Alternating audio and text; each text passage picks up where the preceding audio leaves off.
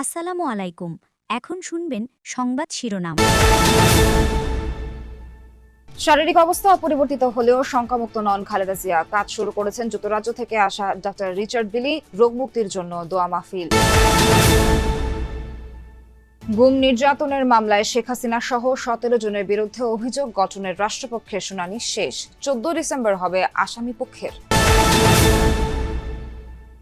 গর্ব করার মতো ঐতিহাসিক নির্বাচন হবে ফেব্রুয়ারিতে, বললেন প্রধান উপদেষ্টা। নিরাপত্তা ও দুর্যোগ মোকাবেলায় সশস্ত্র বাহিনীর প্রশংসা।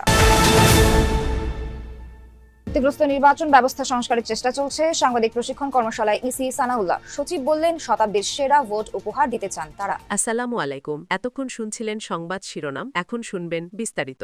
বিএনপি চেয়ারপারসন বেগম খালেদা জিয়ার শারীরিক অবস্থা অপরিবর্তিত, তবে এখনও তার অবস্থা ঝুঁকিমুক্ত নয়। সকালে খালেদা জিয়ার চিকিৎসা সহায়তায় এভারকেয়ার হাসপাতালে এসেছেন যুক্তরাজ্যের বিশেষজ্ঞ চিকিৎসক ডাক্তার রিচার্ড বিলি। চীনের মূল চিকিৎসক দলটিও আজ এসে পৌঁছানোর কথা রয়েছে। এর আগে মঙ্গলবার দুপুরে খালেদা জিয়ার স্বাস্থ্যের অবস্থা জানিয়ে সবাইকে ধৈর্য ধারণের আহ্বান জানান ব্যক্তিগত চিকিৎসক এজএডএম জাহিদ হোসেন। তিনি জানান, বিএনপি চেয়ারপারসনকে বিদেশে নিয়ে চিকিৎসার বিষয়ে সিদ্ধান্ত জানাবে মেডিকেল বোর্ড। এজন্য যাবতীয় প্রস্তুতি নিয়ে রেখেছে বিএনপি। বিএনপির পক্ষ থেকে তার দ্রুত আরোগ্যের জন্য দেশবাসীর কাছে দোয়া চাওয়া হয়েছে। দলের ভারপ্রাপ্ত চেয়ারম্যান তারেক রহমান লন্ডন থেকে সার্বক্ষণিকভাবে চিকিৎসার খোঁজ খবর রাখছেন এবং নির্দেশনা দিচ্ছেন। খালেদা জিয়ার শারীরিক অবস্থা অপরিবর্তিত থাকলে দ্রুতই দেশে ফিরে আসবেন তিনি। এদিকে ভিভিআইপি ঘোষণা দেওয়ার পর বিএনপি চেয়ারপারসনের নিরাপত্তার দায়িত্ব নিয়েছে এসএসএফ। গতরাতে হাসপাতালে খালেদা জিয়াকে দেখতে যান সেনা, নৌ ও বিমান বাহিনী প্রধানগণ। গত 23 নভেম্বর থেকে এভারকেয়ার হাসপাতালে চিকিৎসাধীন খালেদা জিয়া 27 নভেম্বর তাকে সিসিইউতে স্থানান্তর করা হয়। রাজধানীর এভারকেয়ার হাসপাতাল থেকে যুক্ত হচ্ছেন সহকর্মী আব্দুল্লাহ তুহিন। সবশেষ জানবো তুহিনের কাছ থেকে। তুহিন, খালেদা জিয়ার স্বাস্থ্যের সবশেষ কোনো তথ্য কি, নতুন কোনো তথ্য কি আপনার কাছে এসেছে কিনা, কি জানেন? সবশেষ জানাবেন। সবশেষ অবস্থা কি সেটা বাস্তবে জানার জন্য এভারকেয়ারের আশপাশে প্রচুর বিএনপি সমর্থক, খালেদা জিয়ার সমর্থক তারা এসে হাজির হয়েছেন। আমরা সিনিয়র নেতৃবৃন্দকে এখনও দেখিনি, তবে সবাই উদ্বিগ্ন এই বিষয়টি নিয়ে। আর সকাল থেকে আমরা এখানে আছি, আমরা বিশেষজ্ঞ দল, চিকিৎসক দল ঢুকেছেন, তারা পর্যবেক্ষণ করছেন। সেই খবর পাওয়ার ছাড়া আর নতুন কোনো আপডেট আমাদের কাছে নেই। তবে আমাদেরকে যেটা অনানুষ্ঠানিকভাবে জানানো হয়েছে যে তার অবস্থা আগের মতোই, অর্থাৎ ভালো খবরের ভিতরে নেতাকর্মীদের জন্য, তার পরিবারের জন্য সবচেয়ে ভালো খবর হচ্ছে তার অবস্থার গতকালকের চেয়ে আজকে আর অবনতি হয়নি। অর্থাৎ যে চিকিৎসা তাকে দেওয়া হচ্ছে ক্রিটিক্যাল কেয়ার ইউনিটে, সেই ভেন্টিলেশনে তার অক্সিজেন সরবরাহ স্বাভাবিক আছে, অক্সিজেন সরবরাহ করা হচ্ছে এবং সেই অক্সিজেনের তিনি গ্রহণ করছেন। এই বিষয়টি এখন পর্যন্ত সবচেয়ে পজিটিভ খবর। তাছাড়া আপনি জানেন যে এই নেতাকর্মীরা বিভিন্ন মাধ্যমে মানুষের মুখে মুখে বিভিন্ন সামাজিক যোগাযোগ মাধ্যমে যে ধরনের গুজব ছড়াচ্ছে সেগুলো নিয়ে তারা উদ্বিগ্ন। তারা সরাসরি এসছেন দেখতে, এবং চিকিৎসকরা যেটা বলছে যে তার যে শারীরিক অবস্থা সর্বশেষ বয়সের তুলনায় তার যে নানান জটিল বেশ কয়েকটি সমস্যা আছে, সেই সমস্যাগুলোর কারণে তাকে এই মুহূর্তে এখান থেকে সরানো বা বিদেশে নেওয়ার মতো কোনো অবস্থা আছে কিনা সেটি জানার জন্যই মূলত রিচার্ড বিল যে নিয়ে আসছেন, তিনি কিন্তু আইসিইউ বিশেষজ্ঞ, ভেন্টিলেশন বিশেষজ্ঞ হিসেবে ওই উপমহাদেশে তার সুখ্যাতি আছে। তিনি মূলত এসে পর্যবেক্ষণ করবেন যে এখান থেকে তাকে বাইরে কোথাও মুভ করা যাবে কি যাবে না। তো এখন পর্যন্ত আমরা যতটুকু জেনেছি বাইরে নেওয়ার মতো অবস্থায় এখনও নেই, তার অবস্থা যদি আরও একটু উন্নতি না হয়। তাছাড়া এই সার্বিক বিবেচনা আপনি যেটা বলছিলেন যে ভিভিআইপি হিসেবে স্পেশাল সিকিউরিটি ফোর্স তার নিরাপত্তা দিচ্ছে, তার আশপাশে নিরাপত্তা বিধান করার কারণে হসপিটালে যে গত কয়েকদিনে যে নেতাকর্মীদের যে অজস্র ভিড়, আনাগোনা, অহেতুক উপস্থিতি, এগুলো আজকে নেই। একেবারে ভেতরে একদম ছিমছাম অবস্থা, সাধারণ চিকিৎসা ব্যবস্থা যেভাবে চলে আজকে হসপিটালের কার্যক্রম ঠিক তেমনই চলছে। শুধুমাত্র বাইরে কিছু উদ্বিগ্ন নেতাকর্মী বা উদ্বিগ্ন সমর্থকরা আছেন। সবাই আশা করছেন, পরিবারের সদস্যরা আমাদের জানিয়েছেন যে দেশবাসীর কাছে এই মুহূর্তে বেশি বেশি দোয়া করার জন্য বেগম জিয়ার জন্য। সোহার, একদমই তাই। তুহিন, আপনাকে অনেক ধন্যবাদ। আওয়ামী লীগের আক্রোশের শিকার হয়েছিলেন বেগম খালেদা জিয়া।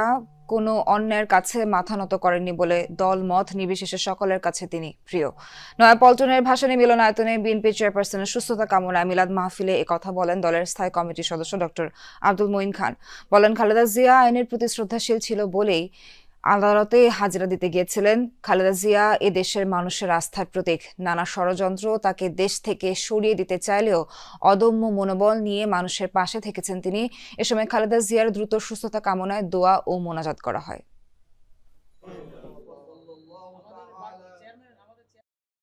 আপনারা জানেন তিনি আইনের প্রতি শ্রদ্ধাশীল হয়ে মিথ্যা মামলায় তিনি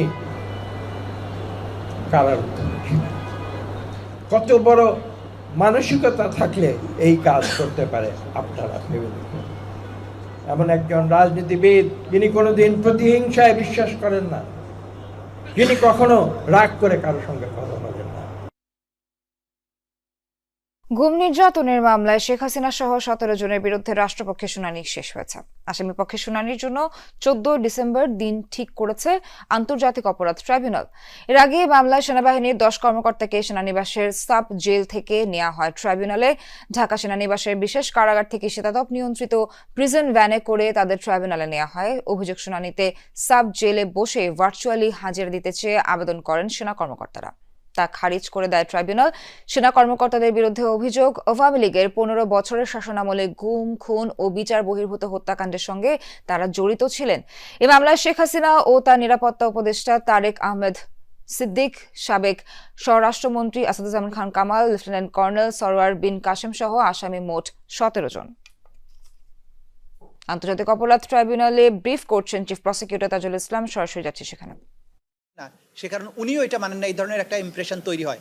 আদালত এইসব ব্যাপারে তাকে সতর্ক করেছেন, ভবিষ্যতে এটা না বলার জন্য বলেছেন। কিন্তু আমরা যেটা অবাক হয়েছি, তিনি এই নিয়ে তিনজনের ব্যাপারে, শেখ হাসিনার ব্যাপারে 2 বার তিনি নিজের থেকে আগ্রহ প্রকাশ করেছেন নিয়মের বাইরে গিয়ে যে আমি স্টেট ডিফেন্স লয়ার হতে চাই। এটা বাংলাদেশে কোথাও কখনো শোনা যায়নি যে আদালতে গিয়ে কেউ বলে যে অমুক পলাতক আসামির পক্ষে আমি আইনজীবী হতে চাই। এটা আনপ্রেসিডেন্টেড হওয়ার পরেও আদালত কিন্তু তার প্রতি শ্রদ্ধা দেখিয়ে এবং ফর অল ফেয়ারনেস তাকে কিন্তু নিয়োগ দিয়েছিলেন।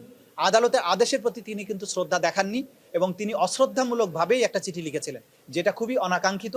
এবং এরপরে তিনি বলেছেন, একদিকে তিনি বলছেন যে তিনি তার ক্লায়েন্টের আদালতের প্রতি আস্থা নাই, অন্যদিকে তিনি বলছেন আরেকজন আসামি ফজলুর রহমান, যার বিরুদ্ধে কন্টেম্প্ট প্রসিডিংস ড্র হয়েছে, তার ব্যাপারে উনি বলেছেন আমি ওনাকে ডিফেন্ড করতে চাই। অথচ আমরা জেনেছি জনাব ফজলুর রহমান সাহেব ওনাকে আইনজীবী হিসেবে নিয়োগ দেননি, তিনি আলাদা আইনজীবী নিয়োগ করে তিনি এখানে পিটিশন পাঠিয়েছেন। এবং এটা আপনাদেরকে আজকে জানিয়ে দেই, জনাব ফজলুর রহমান আনকন্ডিশনাল অ্যাপোলজি দিয়ে আদালতের কাছে ক্ষমা প্রার্থনা করেছেন। তিনি একটা পিটিশন জমা দিয়েছেন, সেটা হয়তো 8 তারিখেই শুনানি হবে। জনাব ফজলুর রহমান বলেছেন যা কিছু তিনি বলেছেন এটা ভুলে বলেছেন এবং তিনি আদালতের মার্সি চান, অ্যাপোলজি দিতে চান। অথচ জনাব পান্না